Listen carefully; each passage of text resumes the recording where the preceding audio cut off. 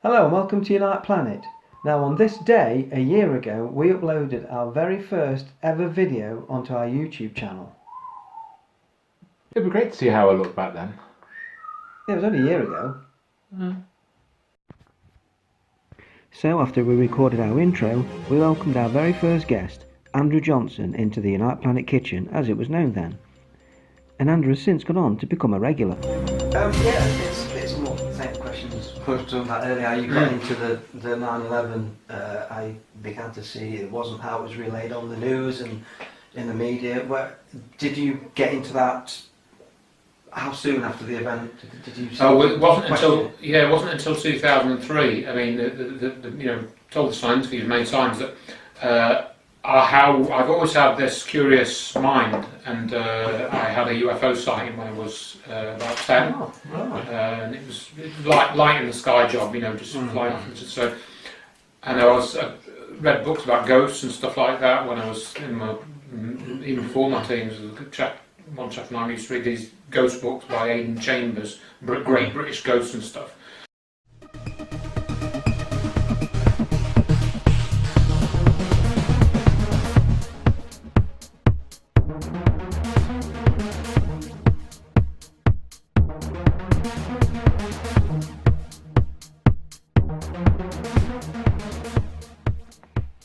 It wasn't long before Andrew was back in the Unite Planet kitchen to further discuss 9/11 and the work of Dr. Judy Wood.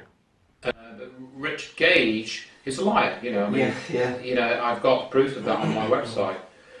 He lies. I think whether he knows and worries about the fact that he's lying, I'm not sure, because he's doing a job. And you look into the Architects and Engineers group, and they've had over $1 million through that organisation in the last few years, probably 2 or 3 times that much.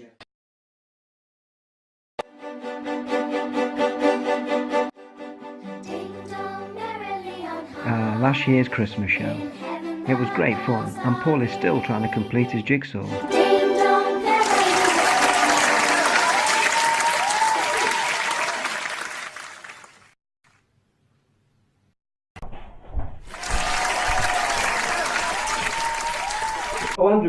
We then presented Andrew with his very own Christmas present. Made him look a right mug. Wow. I can't guess what that is. I mean, that's a bit of a mystery, really. I might have to open it to tell what it is. Well, this is it. You never know what it might be. Thank you very much. That's really good. Yeah. Now, where do I put it? Let's see. I've got to do this in one take. Look at that quality mug.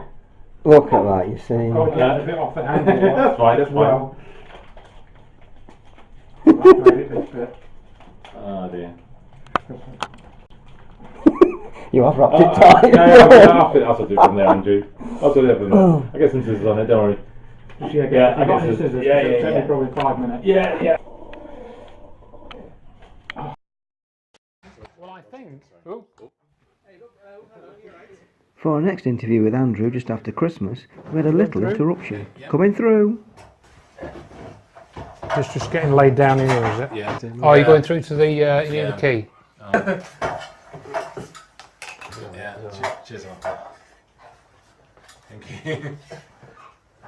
I'll wait till I get through the door and then. Yeah. Yeah. Okay. Okay.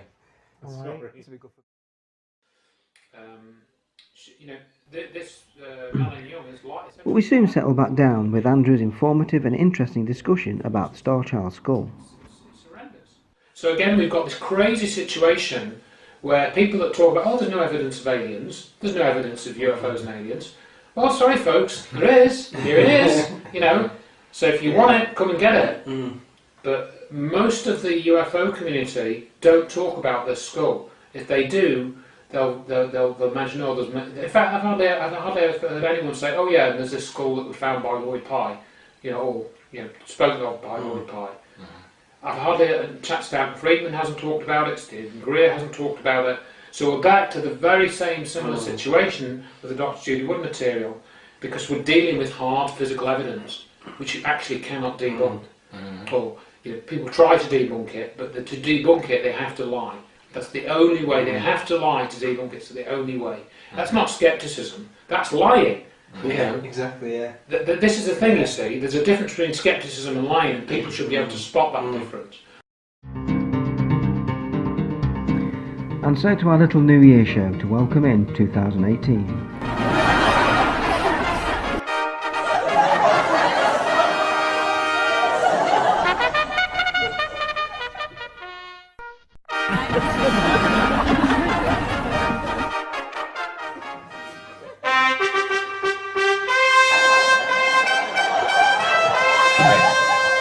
So, let's get mine. You like that, Barry? You won't believe this, What's that? but Ben Emlyn Jones has replied to us and he wants an interview in January. Really? Really? Wow, that's the Hospital Porters Against the New World Order guy, isn't it? That's the one.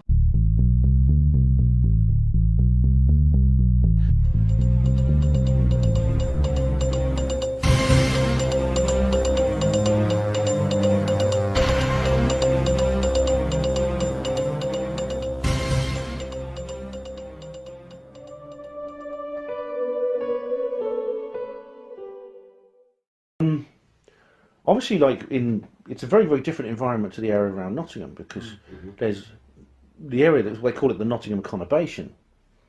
There are a large number of large towns and fields and forests and things like that.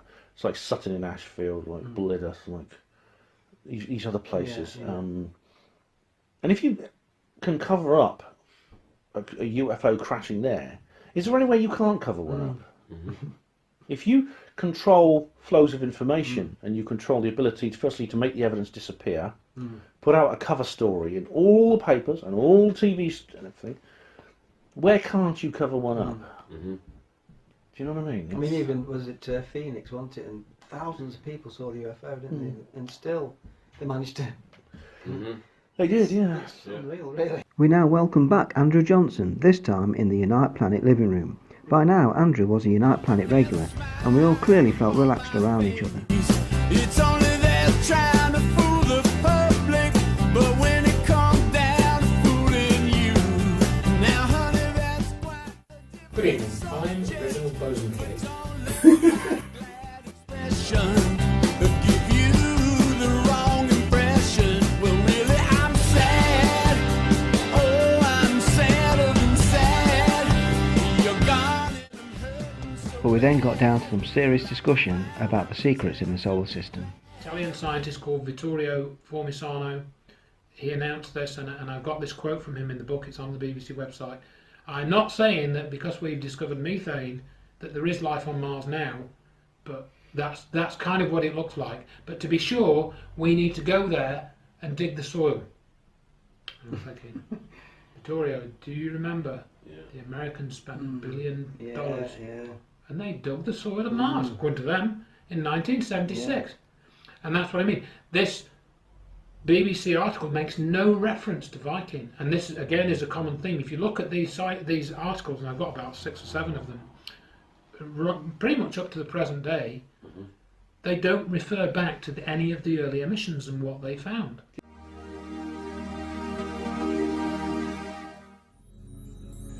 Recording the video for Paul's near-death experience story was one of the highlights. When people say about saw the light, go towards the light and that kind of thing, and I guess at that point in time, I did see a light in the distance kind of thing, and I'm kind of like looking at it, thinking like, so that's the next level to go that way or go back, and I kind of said to myself, no, I want to go back. I've got things to learn still, which was a bit of a reminder saying, Paul, you're young, you've not experienced everything yet, you need to experience a bit more.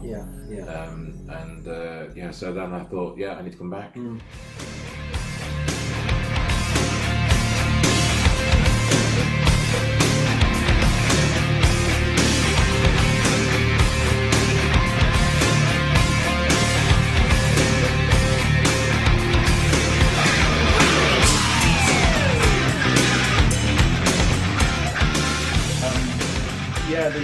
Probably one of the most fascinating cases that I looked into with Contact was the a case that occurred in Droitwich back in 2010. And one of the main reasons that was particularly fascinating was it had a video footage that appeared to show the lady in question dematerializing from the bed. This is quite a rural location on the outskirts of Droitwich, and one night she just finds it quite hard to sleep, and she happens to glance out the window, and in the distance, over by this clump of trees, she sees this orange, glowing, oval-shaped thing. Next thing she becomes aware of it, she thinks she's only been in bed a short time, and she finds herself in a lying down position in a kind of darkened area. It's no longer in her room, and one of her daughters is next to her. Her daughter says, leans in close to her and says, "Don't worry, Mum, it's your turn next. They're not going to hurt you." And she doesn't know what she means by that. Feels this kind of whooshing sensation, almost like going through a tunnel here. Then she finds herself in this other area. She appears to be free floating in a lying down position with these kind of weird grid lines around her. She sensed there was some sort of tall being up here, but couldn't see it because she was paralysed. It's a very, very common individual paralysed. And the objects came in from over there, up in the sky. He didn't see these blue orbs that the other guy reported. All he saw was the V shape. He said there were 7 of these objects, these disc-shaped glowing objects here. They came in like this, and they're standing there just watching them. And I assume that people in their doorways must have also seen them. Yeah, because all the kids just stopped and they were all looking at these things. And they came in. They were quite high altitude, yeah. But they could definitely see them, and they knew that they weren't planes. So they came in and they curved around, and they arced, and then started going off that direction behind the houses over there. Yeah. While they were still in sight, just kind of above the house in the On that one area there, sky yeah, over right over there. he said all of a sudden the objects come to a halt in the air.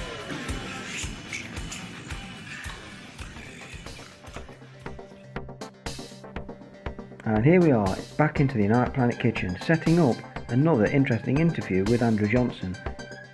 This time concerning the Apollo missions. Andrew gave many accounts of the anomalies surrounding NASA's Apollo program of landing men on the moon. It was shot in a studio, as I say. It was shot in a studio. So you're stacking up these bits of evidence now. It's all in Apollo's archive. They try and say it didn't happen this way, didn't happen that way. No, you misinterpreted. No, we're not misinterpreting it.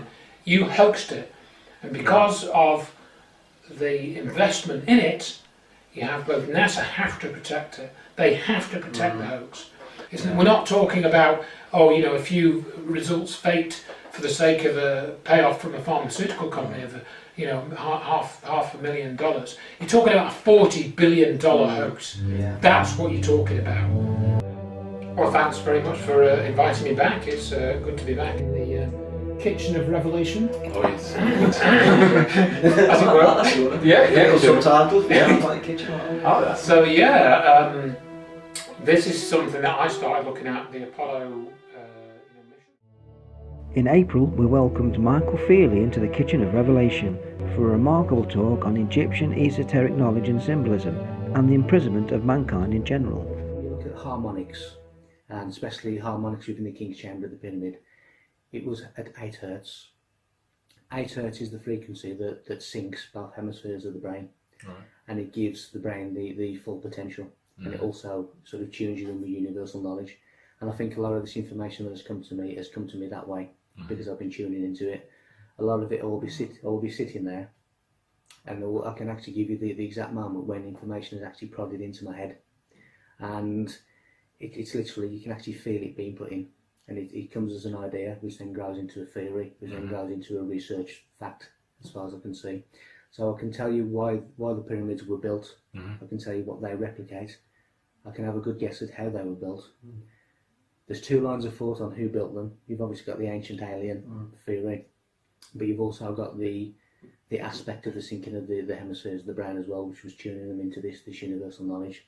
Because the Egyptians, as did a lot of the ancient cultures, they had an advanced knowledge of DNA, they have an advanced knowledge of harmonics, they have advanced knowledge of the universe, and they were able to extract information from their own genetics. So they were quite an advanced race.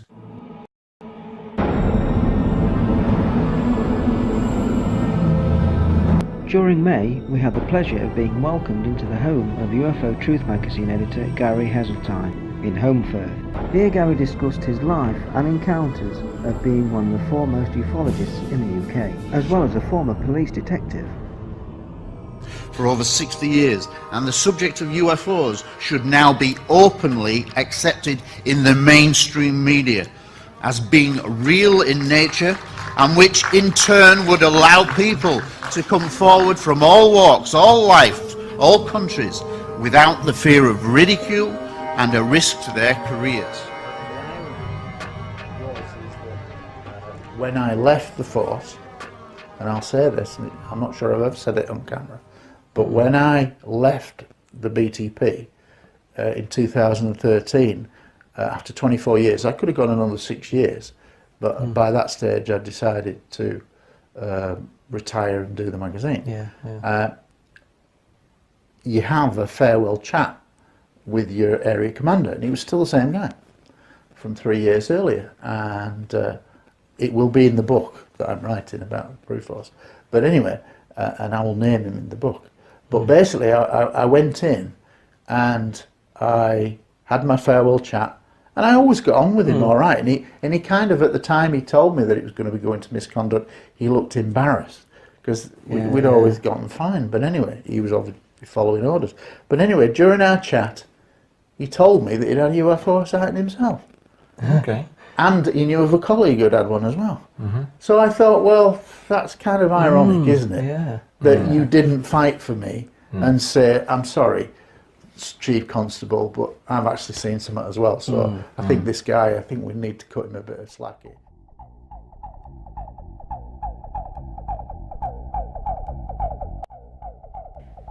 In June we had a World Cup special video in the bag in time for the tournament in Russia.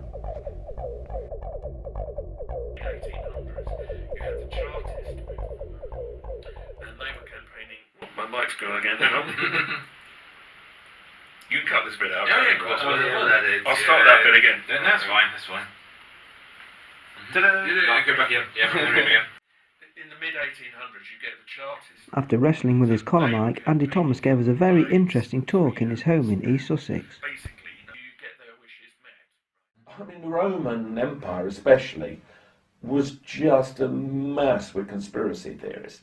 And there were many conspiracies to theorise over, and plots and assassinations and all the rest of it. But what's really interesting is how even then the public knew it was not being told the truth. You could almost take it for granted. I mean, the classic is the Great Fire of Rome in AD 64. So you always see the picture, don't you, of the Emperor Nero, and he's playing music while Rome is burning. And that's because he was accused at the time of probably having given orders to torture the city. He wanted to build Rome in his own way and build his own palaces, and very annoyingly other palaces were already there. And of course after they burnt down, that was very convenient for him. And it gave him a much wider mandate to take a lot more control. And he blamed the minority at the time, who were the early Christians. So they got scapegoated for causing the fire. But you'll find Roman writers at the time saying, it's pretty obvious that it was him, that it was Nero that did it. And that would have been probably a wide belief. So there's a false flag conspiracy. It goes right back. Well, I mean, even the name false flag comes from those times. Okay. For anybody that doesn't know, it's where fleets used to, they would either hijack ships of the enemy or dress their own ships up in the colours of the enemy and then attack their own fleet. Right, got And make it look like the enemy had done it, and then justify all the mandate of war that you want against the enemy. So it goes back, right back to those times, and now we still use the same phrase, but I mean, and sometimes it's nearly that obvious still. With some brand spanking new graphics on our opening credit sequence, we then uploaded a talk with mind control and social engineering researcher and author Neil Sanders.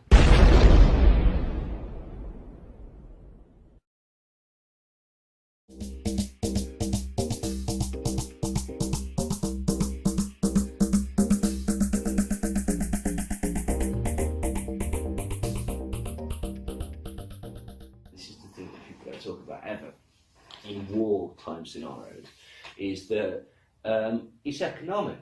It's economic and it's strategic. Like one of the real reasons for the start of the First World War was the Orient Express.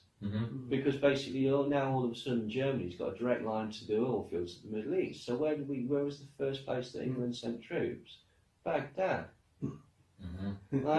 Because we wanted to secure the oil fields and stuff like that. That's what's going on. It's economic battles that are going on. I'm very convinced that that's what's going on with this Russia, Syria, EU, America crap at the minute, basically. I'm very suspicious of Paul Harris, Stephen Yaxley Lennon, Tommy Robinson. He's got 3 names, which suggests very strongly that he's MI5 or basically an asset. Because everything that Tommy Robinson says basically encourages this stereotype of Islam, which just so happens to fall directly in line with current government foreign policy.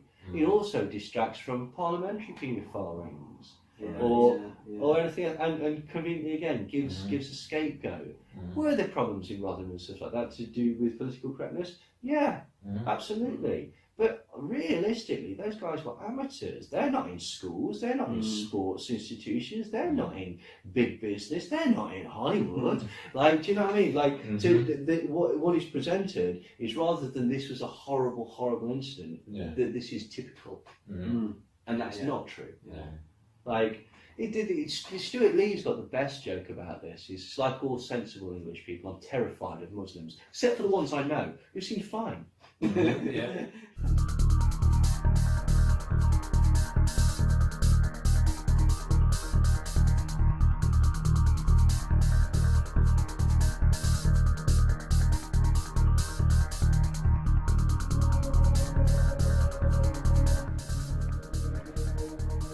So into July, and we were back in Oxford with Ben Emlyn-Jones discussing Nottinghamshire UFO case and what is it again, Paul? Well, welcome to part 2, and this time we're going to talk about Helen Duncan and Paramore. Take 2. Take 2. I can't take it. Right, okay. So, welcome to part 2. We're going to talk about Helen Duncan and also about paranormal. You can do this one. Go on, you can do it. I'm going to do something. Go on. You do it. You do it, because I can't talk. This is what we like all the time. Yeah, I can't talk when I'm running nervous. Okay, stop doing that. Right. Okay, welcome to part 2. Obviously, we're still with Ben Emlyn-Jones. The second part, we're going to be discussing more paranormal. Yeah. Hey. Oh. And focusing a lot on Helen Duncan as well. So over to Ben and first of all, just a brief overview of the paranormal, the world of paranormal, and how it relates to Helen Duncan. Well, certainly. Well, the paranormal is a difficult word to Yeah. define. And say. Yeah. And sad to pronounce. Yes. Yeah.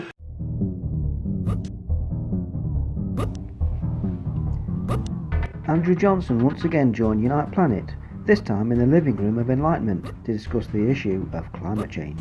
Hello, welcome to Unite Planet. Today we're in the living room of Enlightenment, and today we're joined by our regular guest. You like that as well? Oh, yeah. Joined by a regular guest that we have on quite often and always welcome, Andrew Johnson.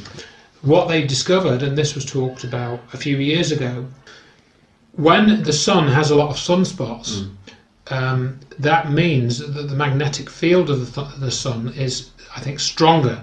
I might have this the wrong way around because I'm not a sort of physics specialist. And if the sun's magnetic field is stronger, the resulting effect of that is you get less cosmic ray radiation coming through the atmosphere of the Earth. Right?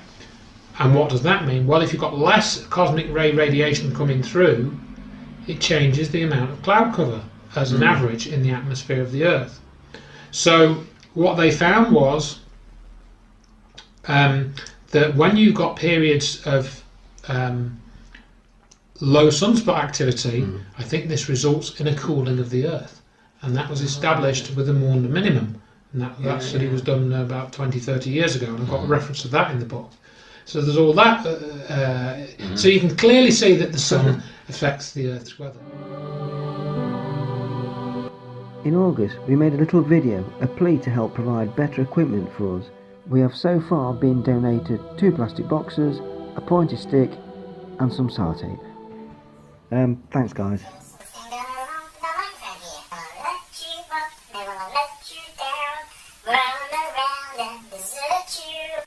Yeah, so your donations will definitely help us now to buy some better equipment. Exactly. The fell up against car boot sales.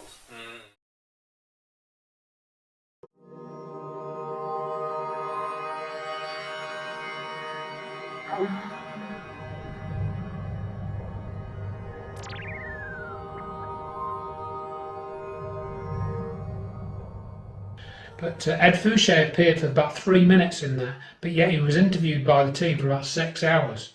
He showed them all his documents, proving that he worked in the military, you know, and he's got those documents online, people can go and read them.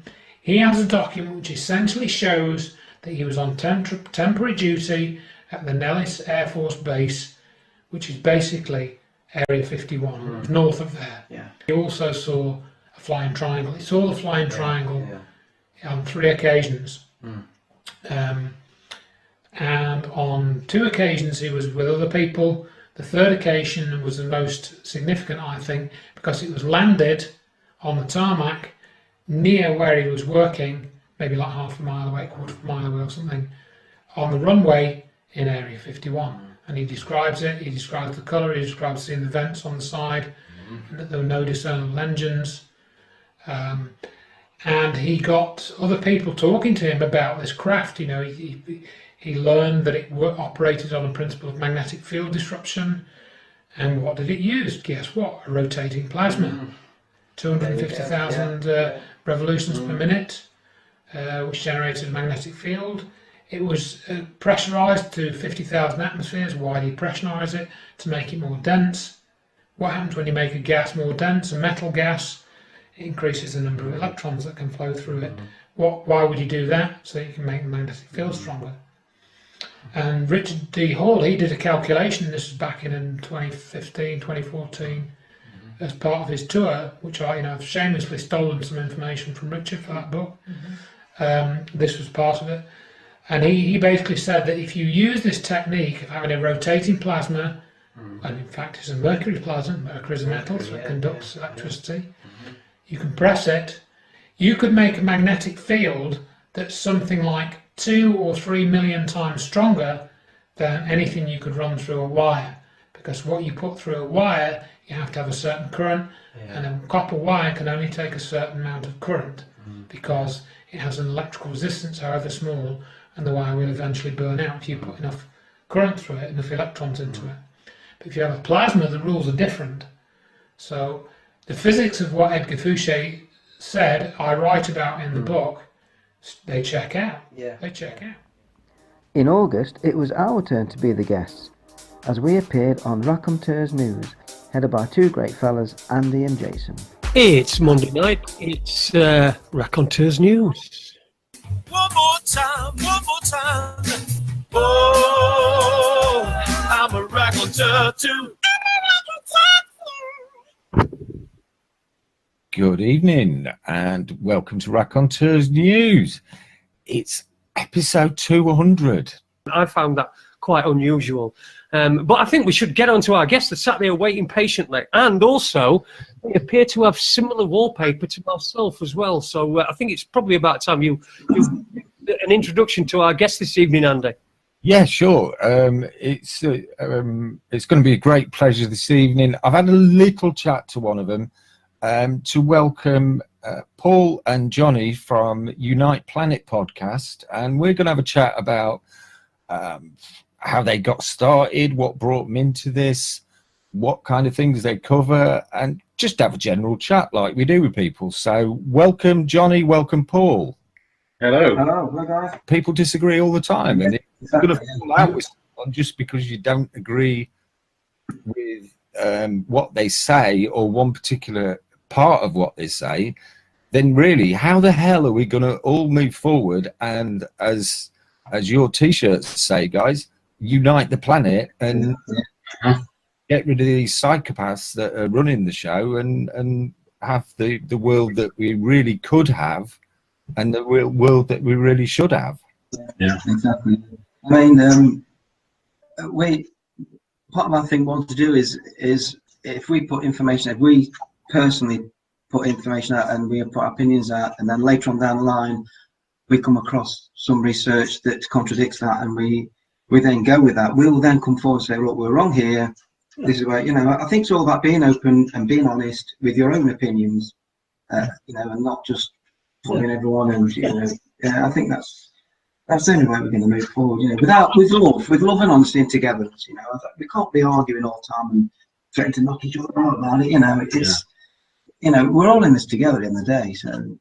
What you said there, Johnny, about if you come across new information that perhaps makes you think differently about some information you put out before, you're going to put out a correction, and that to me is the sign of someone who's behaving in an intelligent way. If you put out XYZ opinion, and then somebody comes along and shows you pretty categorical proof that no, that's not true, and you just pretend that information doesn't exist, then that really doesn't say a lot about your integrity. Exactly, yeah, exactly. And that's a very important thing, really. Integrity, yeah.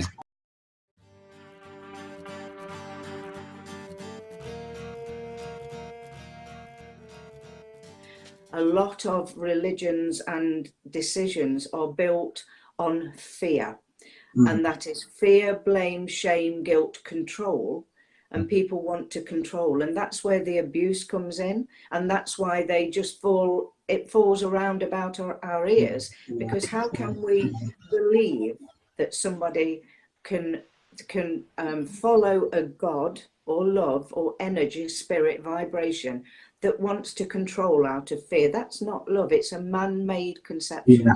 And by definition, let me explain. Somebody would come to my slimming club years and years ago, and they'd say, I'd really like to lose weight, but now I'd really like to lose weight. It's gone because the but has just disconnected the real me, and I've now gone into child and programming from my computer. There's the child, the adult, and there's parent. So but halt. We've closed the door. Halt. Just imagine.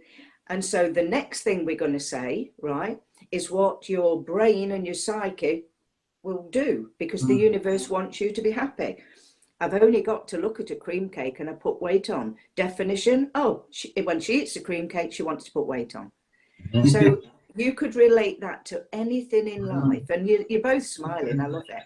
Because I only tell the truth from a place of love.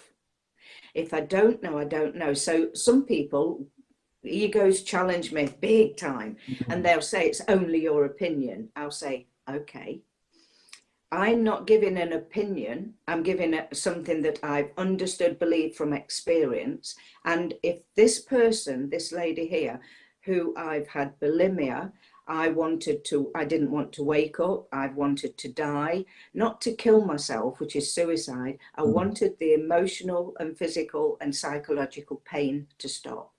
So this is not coming from psyche. It's not coming from an opinion in my programming. It just comes from a heart full of love and my spirit, which is, I choose to call it God's love. God's not sat out there anywhere. It's not like we have that energy in us, and that's what we're asked to do, is to walk the walk from a place of love, your heart first and then your spirit, not the fear-based reality, which is split spiritual personality. In September, as another anniversary of 9/11 came along, we set our sights on producing a short video of what we know to be the evidence behind what happened on that terrible day.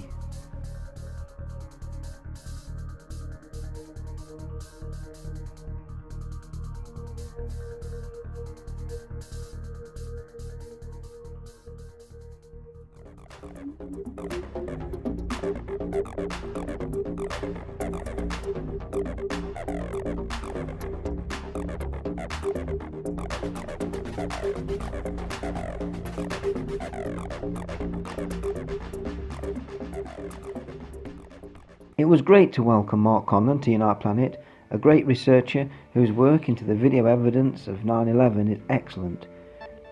He came by twice, and one time Andrew Johnson popped by too, to give his support to Mark's work. And it was the first time we got to see Bernie. Here he is on his debut for Unite Planet, and we feel he did an excellent job. Right, good afternoon. Welcome to Unite Planet. With myself, Bernardo, Johnny Sinclair. I'm here. We've got the Venerable Andrew Johnson. We've got the skinny guy in the corner, Paul. Yeah. He's kind of, he's a cameraman today, basically. Cameraman, yeah. So we may see him. Yeah, we may see him. I was sort of just dropping by really because I live quite locally, obviously, to you guys. And Mark had told me he was coming to do the interview, so I just thought I'd stick my head round the door and say, you know, hello, and you know, give Mark a sort of pat on the back for what he's been doing over the last few years, really. That's it. It's like, okay, if we don't want to use the word holographic, but if you were they planned this whole thing out and they orchestrated all the media across the whole world to subliminally to tell us exactly what we're watching and how it's happening.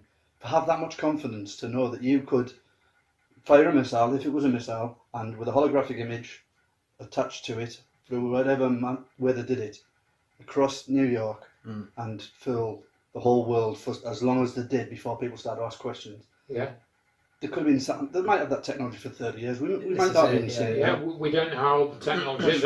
All we do is we know that it exists. We know that something like that exists and has been developed. Same with how they turn the towers to dust. But you know, here we are. We're getting close to the 17th anniversary in about probably just over a week, and the majority of the population still don't know what happened. They don't care. You know, they don't really know. They don't care. And that shows you how good the cover-up actually is, you know.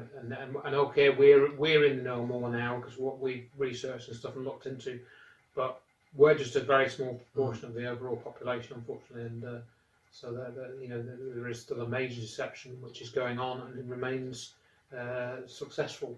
Well, thank you for popping around. In fact, it might Perfect be timing. It's a great time. That was a great time. I think that's almost that's as we'd arranged it like that. Well, thank you for coming round, Andrew. It's always a pleasure, you know. And Thanks for letting me drop in. He was saying that the plane in the Chopper, the Fox News Chopper 5 video, he said that was inserted into that footage using what they call Luma key or luminant key.